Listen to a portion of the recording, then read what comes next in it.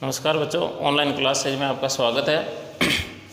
हम मैग्नेटिज्म पढ़ रहे थे, जिसमें हमने कल पढ़ लिया था किसी धारावाही वर्ताकार लूप का चुंबकीय आघूर्ण। ये कोई धारावाही वर्ताकार लूप था जिसमें धारा I प्रवाहित हो रही थी। हम इस धारावाही वर्ताकार लूप का चुंबकीय आघूर्ण पढ़ रहे थे, जो आया था हमारे पास M बराबर NIA, यानी इसका सदावर फॉर्मूला गया था M बराबर NIA। यहाँ पे जैसे मान लो इसकी रेडियस क्या है, R हो गई। यहाँ पे M तो क्या था कि इस वर्ताकार लूप का चुंबकीय आघूर्ण, N क्या था, इसमें फेरों की संख्या। अगर एक फेरा है तो N की जगह एक आ जाएगा, एक से अधिक फेरे तो उसकी जगह जो भी आएगा वो रख दिया जाएगा। I क्या है, इसमें प्रवाहित धारा, और A क्या है, लूप का क्षेत्रफल। ये है लूप का क्षेत्रफल। यहाँ पे हम ये रख सकते हैं A बराबर पाई R स्क्वायर। तो ये हो गया हमारे पास M बराबर NI into pi R square. देख लो, आज हमें पढ़ना है कक्षीय इलेक्ट्रॉन या परिक्रमी इलेक्ट्रॉन का चुंबकीय आघूर्ण। कक्षीय इलेक्ट्रॉन या परिक्रमी इलेक्ट्रॉन का चुंबकीय आघूर्ण देखो क्या है। आप जानते हो कि प्रत्येक पदार्थ छोटे छोटे कणों से मिलकर बना होता है, और पदार्थ के सबसे छोटे कण या सबसे छोटी इकाई को क्या कहा जाता है, परमाणु कहा जाता है। क्या कहा जाता है, परमाणु कहा जाता है। और ये परमाणु बढ़ाया जाए, जैसे ये तो हो गया इसका नाभिक, ये तो हो गया इसका नाभिक, और ये कोई परमाणु की कक्षा हो गई। ये लो, इसमें इलेक्ट्रॉन ये चक्कर लगा रहा है, इलेक्ट्रॉन चक्कर लगा रहा है। इसकी रेडियस ले लेते हैं R इसकी हो गई रेडियस, R रेडियस। अब देखो ये इलेक्ट्रॉन चक्कर लगा रहा है, इलेक्ट्रॉन पे क्या है, आवेश है। इलेक्ट्रॉन पे क्या है, आवेश है, यानी कि आवेश प्रवाहित हो रहा है। क्या आवेश प्रवाहित हो रहा है। और आप जानते हो धारा क्या होती है, आवेश के प्रवाह की दर को विद्युत धारा कहते हैं। आवेश के प्रवाह की दर को विद्युत धारा कहते हैं। यानी कि कक्षीय, ये जो कक्षीय इलेक्ट्रॉन है या परिक्रमी इलेक्ट्रॉन है, ये भी धारावाही लूप की तरह व्यवहार करेगा। ये भी किसकी तरह व्यवहार करेगा, धारावाही लूप की तरह व्यवहार करेगा, क्योंकि धारा होती है आवेश के प्रवाह की दर को विद्युत धारा कहते हैं। यहाँ पे इलेक्ट्रॉन लगातार चक्कर लगा रहा है, यानी कि इलेक्ट्रॉन लगातार प्रवाहित हो रहा है। अब इलेक्ट्रॉन प्रवाहित हो रहा है मतलब इलेक्ट्रॉन के ऊपर क्या है, आवेश, तो आवेश प्रवाहित हो रहा है, तो आवेश के प्रवाह की दर को क्या कहेंगे, विद्युत धारा। यानी कि ये परिक्रमी इलेक्ट्रॉन भी धारावाही वर्ताकार लूप की तरह व्यवहार करेगा। तो इसका हमें चुंबकीय आघूर्ण निकालना है। तो हम स्टार्ट वहीं से कर लेते हैं कि चूंकि वी नो दैट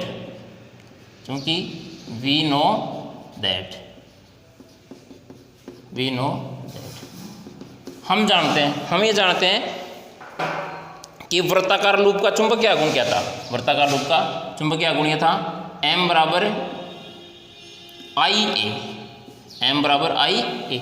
NIA था, लेकिन N क्या है, फेरों की संख्या, यहाँ पे फेरा एक ले रहे हैं तो N की जगह क्या हो गया, एक हो गया। M बराबर IA, वैसे M बराबर NIA था, लेकिन N थी फेरों की संख्या, यहाँ पे फेरा एक है तो N की जगह हो गया एक, तो ये हो गया IA। अब चूंकि A की जगह क्या लिखा जा सकता है, पाई R स्क्वायर। A की जगह क्या लिखा जा सकता है, पाई R स्क्वायर, यानी कि ये जो कक्षा है, इस कक्षा की रेडियस क्या है, R है, तो A की जगह रख देंगे पाई R स्क्वायर। तो ये हो गया हमारे पास M बराबर I into pi R square. इसको देते हैं समीकरण नंबर 1। अब R हमें पता दी हुई होगी कि ये कक्षा की त्रिज्या ये है। अब बात करते हैं I की। अब चूंकि I बराबर क्या होता है, Q अपॉन T होता है। I बराबर क्या होता है, Q अपॉन T। Q क्या है, आवेश है, T क्या है, समय है, I क्या होगी, विद्युत धारा। अब देखो यहाँ पे इस वाले केस में Q की जगह क्या जाएगा, Q बोले तो आवेश है, और यहाँ पे आवेश क्या है, इलेक्ट्रॉन का है। भाई इलेक्ट्रॉन चक्कर लगा रहा है तो Q किसका जाएगा, इलेक्ट्रॉन का। तो ये लो इलेक्ट्रॉन का आवेश, ये E रख दिया गया। यहाँ पे एक बात थोड़ी सी ध्यान देना आप, कि जैसे आपको एक तो ये लिखा हुआ है, E के ऊपर माइनस लगा हुआ है, एक ये E लिखा हुआ है, ये हमारे पास इलेक्ट्रॉन, ये क्या है, इलेक्ट्रॉन, और ये वाला E क्या है, इलेक्ट्रॉन का आवेश। यानी कि ये वाला E लिखा हुआ मतलब आवेश की बात हो रही है। कौन सा, कितने आवेश की, 1.6 × 10⁻⁻19 कूलम की बात हो रही है। ठीक है, E के ऊपर माइनस लगा हुआ मतलब क्या है, ये इलेक्ट्रॉन है। ये क्या है, इलेक्ट्रॉन, यानी कि इसको इलेक्ट्रॉन पढ़ा जाएगा। इसको क्या पढ़ा जाएगा, इलेक्ट्रॉन का आवेश पढ़ा जाएगा, यानी कि 1.6 × 10⁻⁻19 कूलम ये पढ़ा जाएगा इसको। तो ये रख दिया, क्यों की जगह तो आ गया ई। अब टी की जगह कैपिटल टी रख देता हूँ, बोले तो आवर्तकाल, ये भी समय ही है, आवर्तकाल एक चक्कर पूरा करने में लगा समय। अब ये वाला मान इसमें रख देते हैं, या फिर एक बार इस टी को और लिख देते हैं, इसको देते हैं समीकरण नंबर 2। अब चूंकि टी समय है, समय बराबर है दूरी बटे चाल, तो दूरी एक चक्कर पूरा लगा, इलेक्ट्रॉन एक पूरा चक्कर लगाएगा तो कितनी दूरी तय करेगा, परिधि के बराबर 2 पाई आर। क्या करेगा, 2 पाई आर दूरी बटे चाल। जैसे इलेक्ट्रॉन की चाल क्या है, v है, तो ये हो गया v। ये समीकरण नंबर 3। अब ये कर देते हैं हम कि ये जो समीकरण नंबर 2 में टी की जगह क्या रख, समीकरण 2 में ये समीकरण 3 का मान रख देते हैं। 3 का मान रखते ही क्या हो जाएगा हमारे पास, ये हो जाएगा I बराबर है, ऊपर तो E हो गया E, और ये टी की जगह ये रख दिया 2 पाई आर अपॉन ये भी ऊपर चला गया। इसको देते हैं समीकरण नंबर 4। अब ये 4 का मान 1 में रख देते हैं, इक्वेशन 4 जा रही है इक्वेशन 1 में। तो ये हो गया हमारे, ये हो गया हमारे पास m बराबर है I की जगह तो ये आ गया ई V upon 2 pi r into pi r square, pi से पाई खलास, एक आर से एक आर खलास। तो ये बच गया हमारे पास m बराबर 1/2 ऊपर हो गया ई v r, 1/2 e v r. क्यों वो कक्षीय इलेक्ट्रॉन का चुंबकीय आघूर्ण m बराबर 1/2 ई वी आर। अब यहाँ पे लिख देंगे कौन सी चीज़ क्या है, तो इत हो गया इलेक्ट्रॉन का आवेश, इलेक्ट्रॉन का आवेश जिसका परिमाण लिखना हो तो ये लिखेंगे 1.6 इंटू 10⁻⁻19 कूलाम।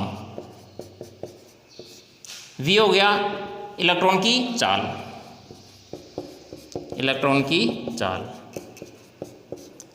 मात्रा क्या हो जाएगा, मीटर प्रति सेकेंड, मीटर प्रति सेकेंड। और r क्या है, कक्षा की त्रिज्या, कक्षा की त्रिज्या। ये किस में रख दी जाएगी, मीटर में रख दी जाएगी। एक बार दोबारा से देख लें थोड़ा सा। हम पढ़ रहे थे कक्षीय इलेक्ट्रॉन या परिक्रमी इलेक्ट्रॉन का चुंबकीय आघूर्ण। ये हमारे पास कोई परमाणु जिसमें ये किसी परमाणु में इलेक्ट्रॉन किसी कक्षा में चक्कर लगा रहा है, ये लो, जिसकी त्रिज्या क्या है, r है। इसका हमें क्या निकालना है, चुंबकीय आघूर्ण निकालना है। तो क्योंकि हम जानते हैं, कल हमने पढ़ा था कि किसी धारावाही वर्ताकार लूप का धारावाही वर्ताकार लूप या कुंडली का चुंबकीय आघूर्ण था m बराबर NIA। यहाँ पे n बोले तो फेरों की संख्या 1 है, तो ये n को 1 रखा जाएगा तो केवल बच गया IA। अब क्योंकि a बराबर हो जाएगा पाई आर स्क्वायर, तो एक ही जगह पाई आर स्क्वायर रखा तो ये आ गया m बराबर I into pi r square. इसको इक्वेशन नंबर 1 दे दिया। अब चूंकि I बराबर होता है क्यों अपॉन टी, क्यों बोले तो आवेश, यहाँ पे आवेश के रूप में ये इलेक्ट्रॉन का आवेश है तो ये आ गया E, और टी बोले तो आवर्तकाल रख दिया यहाँ पे। अब चूंकि टी बराबर क्या होता है, यानी कि समय बराबर होता है दूरी बटे चाल, तो दूरी तो ये होगी एक पूरा चक्कर लगाने में दूरी 2 पाई आर, और ये होगी v। ये 3 हो गया, हाँ फिर 3 का मान 2 में रखा था मैंने, इस 3 का मान 2 में रखा था। इक्वेशन 3 जा रहा था इक्वेशन 2 में, 2 में गया तो ये हो गया I बराबर ई वी, भाई I बराबर E अपॉन टी था, तो I बराबर ये E अपॉन टी की जगह 2 पाई आर अपॉन वी ऊपर चला गया। अब ये जो समीकरण नंबर 4 है इसका मान रख दें समीकरण नंबर 1 में, तो m बराबर ये था I का मान ये आ गया इंटू पाई आर स्क्वायर, ये हो गया पाई आर स्क्वायर, पाई से पाई कट गया, एक आर से एक आर कट गया, तो ये बच गया m बराबर 1/2 ई वी आर। यहाँ पे E इलेक्ट्रॉन का आवेश हो गया, V इलेक्ट्रॉन की चाल हो गई, R कक्षा की त्रिज्या हो गई। इसको थोड़ा सा अगर आगे और बढ़ाया जाए,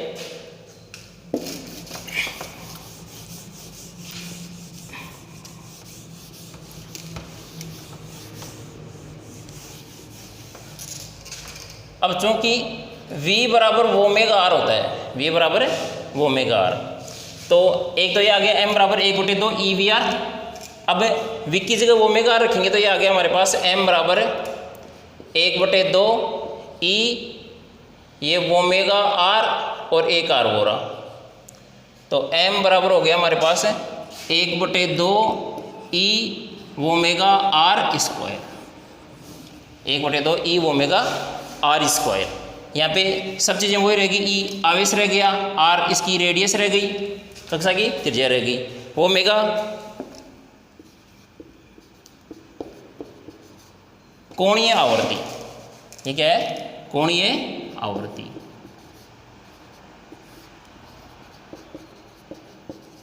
या फिर इसको कह दो कोणीय वेग, जिसका मात्रक रेडियन प्रति सेकंड लिखा हुआ मिलेगा आपको, रेडियन प्रति सेकंड। ये विरेखीय वेग है या विरेखीय चाल है, इसका मात्रक मीटर प्रति सेकंड मिलेगा और ओमेगा का रेडियन प्रति सेकंड मिलेगा। एक फॉर्मूला ये हो गया, ये फॉर्मूला याद रख लेना, इस फॉर्मूले से ये वाला फॉर्मूला तो बन जाएगा। ये हो गया कक्षीय इलेक्ट्रॉन या परिक्रमी इलेक्ट्रॉन का चुंबकीय आघूर्ण। आगे बात की जाए, अब आगे यहाँ से न्यूमेरिकल देख लेते हैं इसके एक दो जो आपकी बुक में किए हुए हैं। एग्जाम्पल 8.2 और 8.3 की थोड़ी सी चर्चा कर लेते हैं।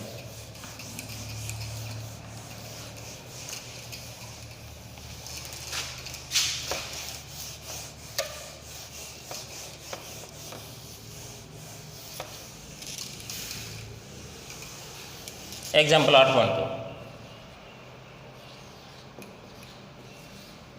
हाँ 8.2 कह रहा है कि हमारे पास कोई वृत्ताकार लूप है, धारावाही वृत्ताकार लूप है,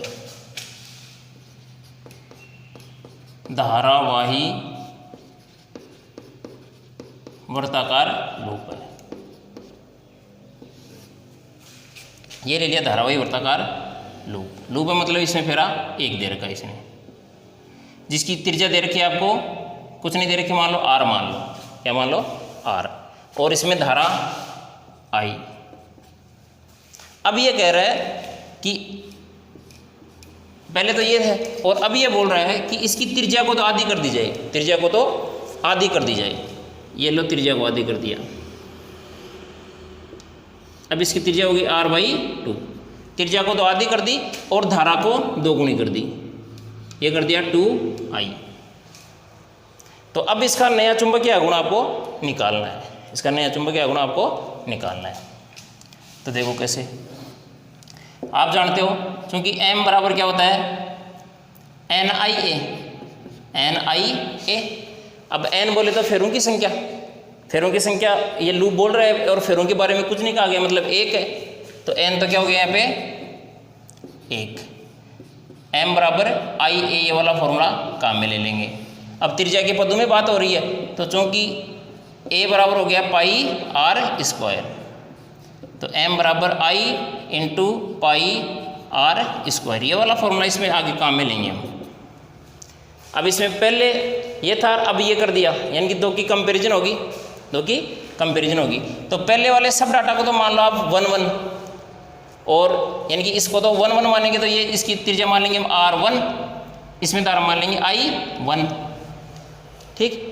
इसकी त्रिज्या मान लेंगे R2, क्या मान लेंगे R2, जिसका मान कितना है, पहले वाले का आधा है, पहले वाले का आधा है, तो पहले हमने R माना था तो ये R/2 हो गया, और पहले वाले को हम R1 मान रहे तो ये क्या हो गया R1/2, R1/2।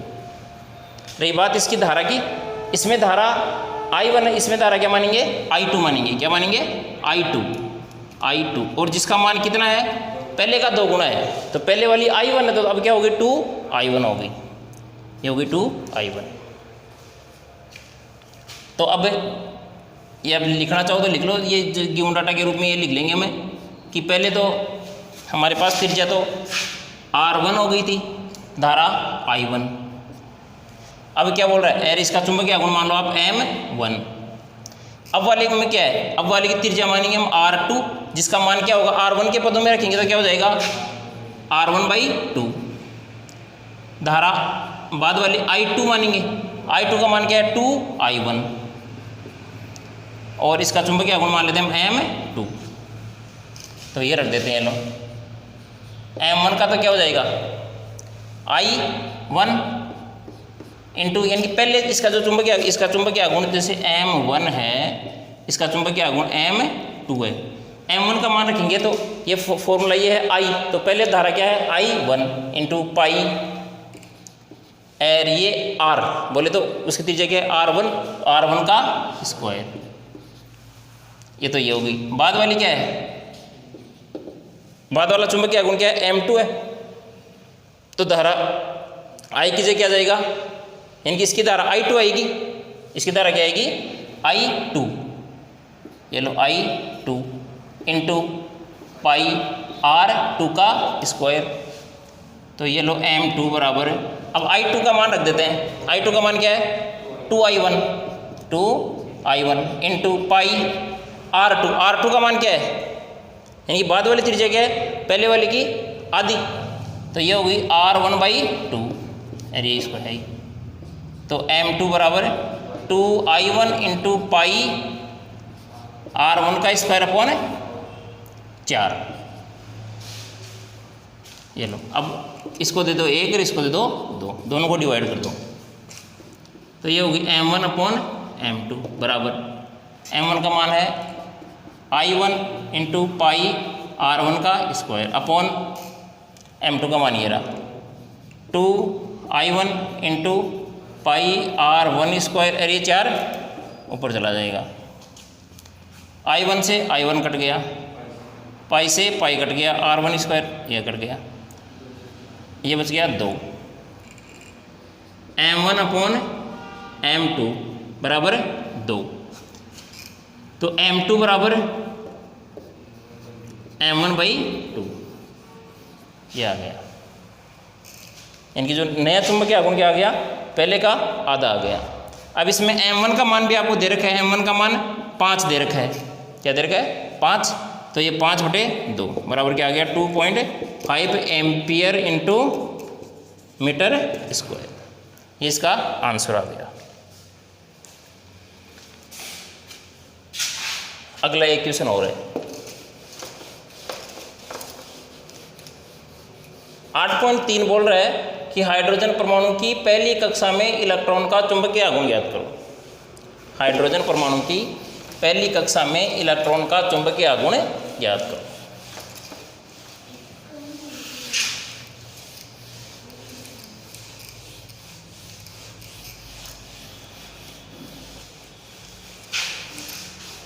हाँ, H एटम आपको दिया गया है, H एटम और हाइड्रोजन परमाणु की पहली कक्षा में इलेक्ट्रॉन का चुंबकीय आघूर्ण निकालना है, यानी कि ये परिक्रमी इलेक्ट्रॉन वाला केस हो गया। और उसका अभी हमारे पास रिजल्ट निकल के आया था M बराबर 1/2 EVR, 1/2 EVR। अब आपको इसमें दिया गया है वेग दिया गया एक तो, और एक R दी गई है, क्या दी गई है त्रिज्या दे रखा है ये 0.529 एंगस्ट्रॉन, और वेग दे रखा है 2.2 इंटू 10⁶ मीटर प्रति सेकेंड। देखो ये वाले डाटा आपको, ये वाला डाटा दिया भी जा सकता है, नहीं दिया जाए तो भी आपको निकालना है। आगे हम पढ़ेंगे एटम वाला पार्ट, उसमें आएगा कि किसी परमाणु की किसी कक्षा में इलेक्ट्रॉन, कक्षा की त्रिज्या का फॉर्मूला होता है 0.529 10⁻⁻10 n² ये आंसर आता है मीटर में। किसी परमाणु की किसी कक्षा की त्रिज्या का सदाबहार फॉर्मूला होता है R बराबर 0.529 गुणा 10⁻⁻10 n²/z। यहाँ पे z तो क्या है परमाणु क्रमांक है, ये तो क्या है परमाणु क्रमांक है, और n क्या है कक्षा है, n क्या है कक्षा है। अगर जैसे हाइड्रोजन परमाणु की बात कर रहे हैं तो हाइड्रोजन परमाणु का परमाणु क्रमांक होता है 1, तो z की जगह आ जाएगा 1। और पहली कक्षा की बात कर रहे हैं H एटम की पहली कक्षा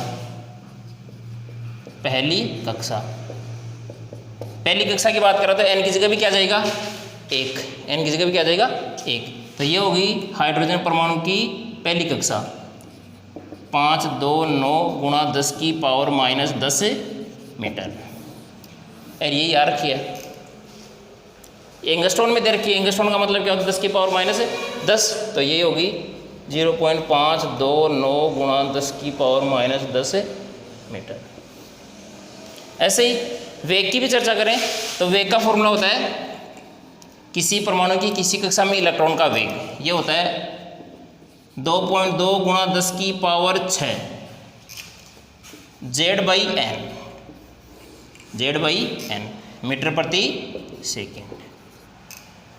अब इस क्वेश्चन में हाइड्रोजन परमाणु की बात करें तो Z की जगह क्या आ गया 1, और पहली कक्षा की बात कर रहे हैं तो N की जगह क्या आ गया 1। तो वेग ये हो गया हाइड्रोजन परमाणु की पहली कक्षा में इलेक्ट्रॉन का वेग 2.2 गुणा 10 की पावर 6 मीटर प्रति सेकेंड।